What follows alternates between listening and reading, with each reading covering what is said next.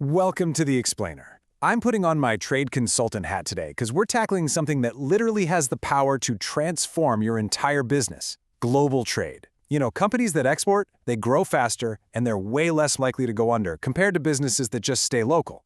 But look, exporting, it's not just about packing up a box and shipping it overseas. No, it is a massive driver of economic growth and diversified revenue. In today's hyper-connected world, if you take that leap, you're looking at much larger markets and sustainable long-term growth.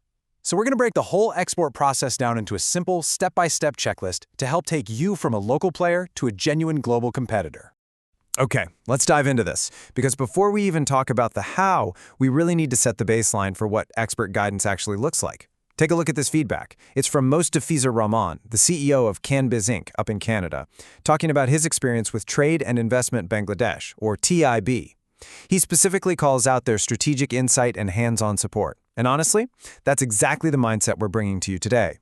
Exporting is like a giant puzzle. There's regulatory compliance, logistics, finding the right buyers. It's a lot. You don't just need a shipping company. You need a strategic partner who brings that kind of professional, value-driven experience to the table. So, to make this whole journey actually manageable, we've broken it down into a clear roadmap. We'll kick things off with the global opportunity, and then walk through 3 core phases: planning, preparation, and execution. Finally, we'll wrap up by looking at your strategic partner. Right? Part 1. The global opportunity. Why exporting matters. Stepping outside your domestic borders unlocks massive potential. It gives you a competitive edge you just can't get if you only sell locally. And to really grasp the sheer scale of this opportunity, just look at this number: 200. Bangladesh alone exports tens of billions of dollars worth of products every single year to more than 200 countries and territories worldwide. We're talking garments, pharmaceuticals, leather goods, IT services, the whole shebang. If one country can build an ecosystem reaching 200 distinct global markets, well, the opportunity is absolutely there for businesses ready to grab it. Moving on to Phase 1, planning, building the export foundation. Now, what's really interesting about this slide is, well, it highlights a bit of a consultant's secret.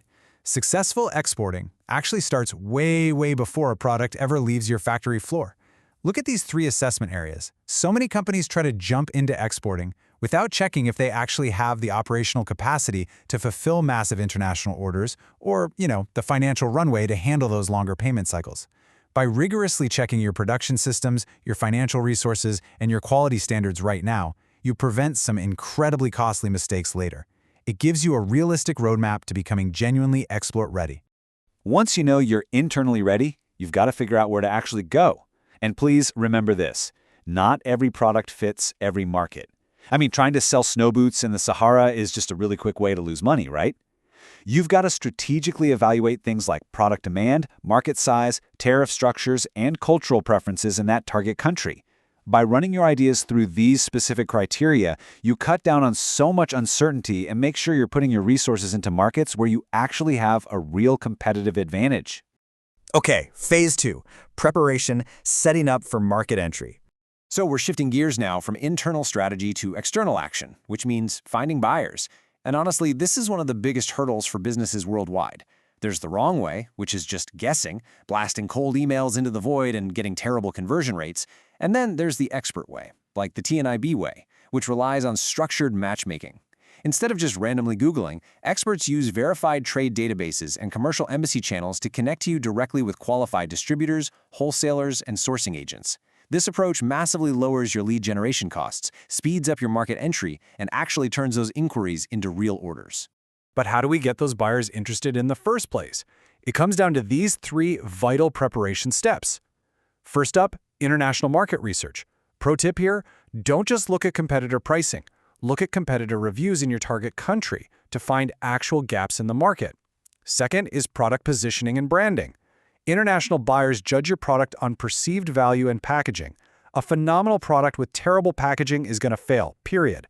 And third, digital export marketing.